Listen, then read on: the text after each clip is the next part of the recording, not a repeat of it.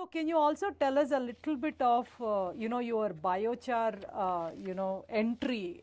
Recently you got into a JV, joint venture for biochar. That's right. So how did that come about, and what are your plans in that segment? How is that different from your existing business models?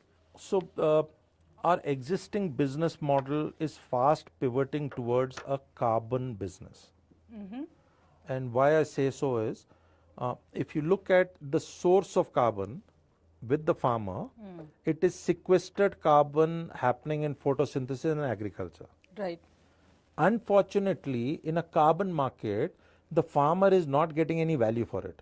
And that's something which I'm questioning. When I'm saying equitable, the farmer, besides giving us food, is giving us, in today's polluted environment issue, a carbon sequester. Imagine if the farmer stops farming. Forget the food. The carbon which they are sequestering will not happen. Right, right. And we have an entire narrative of global capital moving towards carbon capture, storage, utilization, or CCUS, utilization and storage, where we are saying capture the carbon from the atmosphere because we have gone over 2 degrees now, and so on and so forth. So my first proposition is give the farmer incentive for capturing that carbon for me. When I say for me, for all of us.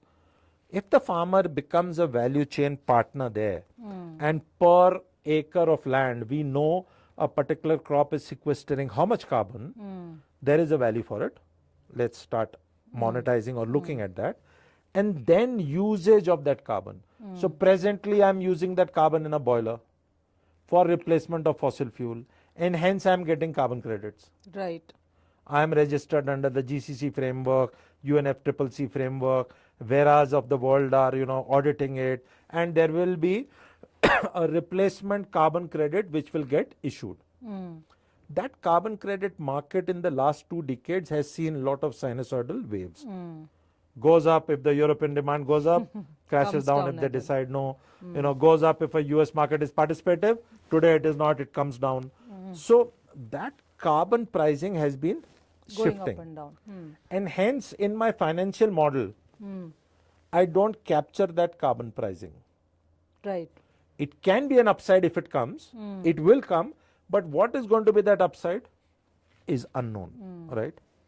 Now look at a new generation and age of biochar to come, where I am in the entire value chain only sequestering carbon. The farmer is sequestering it for me. I am aggregating it in equipment to be set up midstream, which is the pyrolysis plant. We convert this biomass to biochar and 2 more products.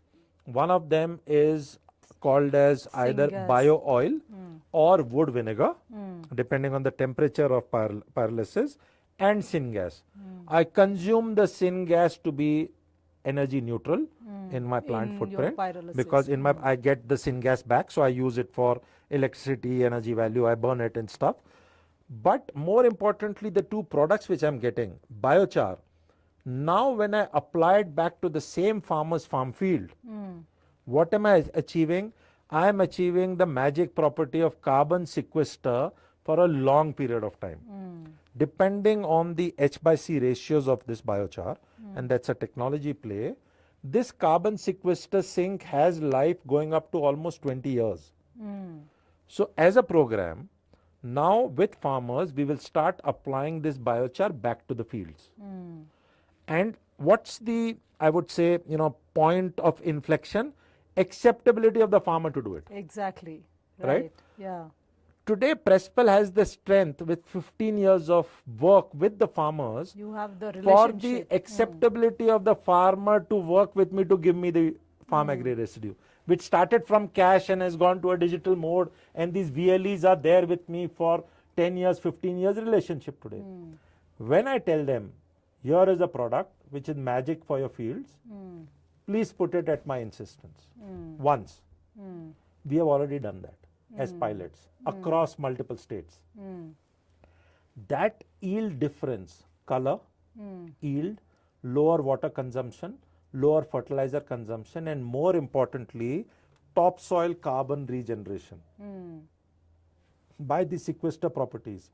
So we are going to run these programs for 5 to 7 years.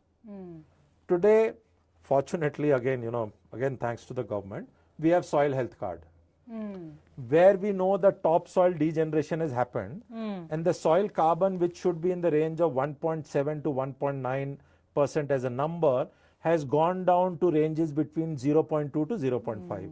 So you are able to top So it up there with is biochar. a big demand for topsoil carbon regeneration. How do you do it? What Apply is government biochar. solution? What is it? There's a problem statement. Biochar is an opportunity to bring it back Right. in a 5 to 7 year program. So do I have to audit it? No. Government is auditing it. Today a farmer has their soil health card, there is a data number there. Government will audit it after 1 year, after 2 years, after 3 years, after 5 years. That data will get updated. They are able So to see if it. we are able to work with the farmers, which we will, to now bring this topsoil carbon back, to bring quality and quantity of produce to increase, farmer income is increasing, quality of my soil in India is increasing. What is PRESPL's role in this? We have the biomass, we are able to aggregate. We have now tied up with technology partner, which is the question you asked. AP Chem is the technology as a 50-50 JV partner, because we believe technology should live with the project for the life of the project. I am not a technology guy. When I say not, I don't build that technology. Right. I am not I am a good user of the technology. The boiler technology, the densification technology, the CBT technology. I know how to run it also. I am doing operation and maintenance. But do I want to get into Building of the those OEM of the equipment. technology, constructing the equipment, doing those designs? No. That's a EPC job. That's a technology job. So to mitigate that, we have got the technology provider to be a partner with us. We have gone all over the world. Technologies are in development stages across the world. We have found the best fit, Indian technology partner, 5 patents granted, 7 more patents under granting, and we do envisage problems to come. But since the technology provider is part of the project, we should be the fastest to solve the problem as also. well. And we will get this biochar back to the fields. So the business model for us is carbon sequester. I am actually not going to sell any product to anybody. I have the biomass at a pricing. You convert I have it a conversion at a pricing. I have the application at a pricing. But this entire thing gets covered with carbon credits, which all the hard to abate sectors globally are buying. The data centers, the Microsoft, Googles, of the world, anybody and everybody is now coming to me to buy this carbon. And what are we saying? We are saying in the carbon value chain, right up to that farmer who is my partner, at the first sequester, in the application back, we will provide them also value for the credits. So for every ton of biomass that you are converting into biochar, what percentage of We it will would get be about wood vinegar? 30 to 35% of biochar by weight, 30 to 35% of wood vinegar by weight. That's the conversion ratios of product. Okay. So on 100, and then you get syngas also. yeah, but that is a self-consumption, as I said. Right. We would consuming it in the process itself for the drying of the biomass. There's for the no electricity. revenue stream. So there's no from that. revenue stream. It's actually an inert revenue stream, because all the electricity which is needed will Your get generated. cost basically That's right. reduces, and Yes. also there is no carbon emission Yes, that's right. coming So out of it. on a thumb rule basis, and our plants are standardized to this model, so we will be cookie cutter design. 100 tons of biomass input will give me 30 to 35 tons of biochar output, 30 to 35 tons of wood vinegar output. 2 products to monetize. So for now you are only going to monetize wood vinegar, and biochar is going to be freely distributed. Yeah, but biochar, carbon credits. yes, biochar application will have, and that's again what we are building is the digital track around it, for entire carbon chain to have traceability and trackability. So unless the farmers are utilizing it, you cannot monetize it in carbon credits? Yes, you can't. You can't. So there has to be farm field application, and that farm field application has to be geotagged with application to be done, to be audited. And you know, the Veras of the world and Goldsteins of the world have their audit agencies. But we are also thinking, and we are progressing in that, why do I need a third party auditor? Why is the farmer himself not the auditor? Why is the farmer who's applying not the auditor? And can I have that application to be available directly? Yes.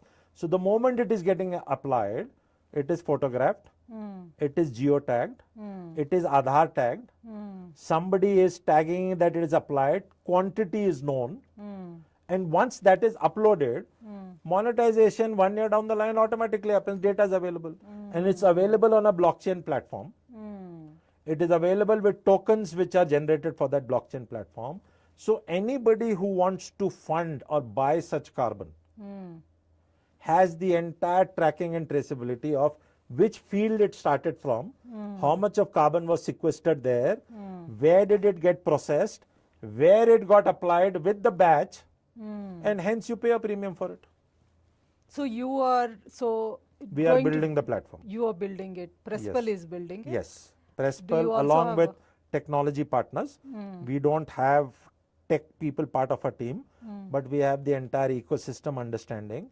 We are bringing that understanding to coders, to platform players, to Bitcoin, or let's say the tokens of the world to get issued, the AI integration happening.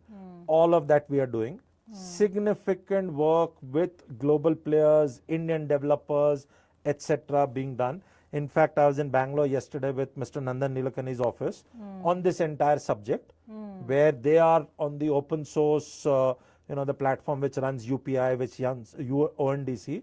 On that, they are looking at this entire digitization of energy management, where we'll be participative. So maybe we could be part of that platform as one small subset. Okay. Okay. You look at all the banks today. What does a UPI do? It is integrating the APIs of all the banks. Yeah. So similarly, it can have PRESPL as an API. It can have anybody else also. True. So there are a couple of thoughts around it.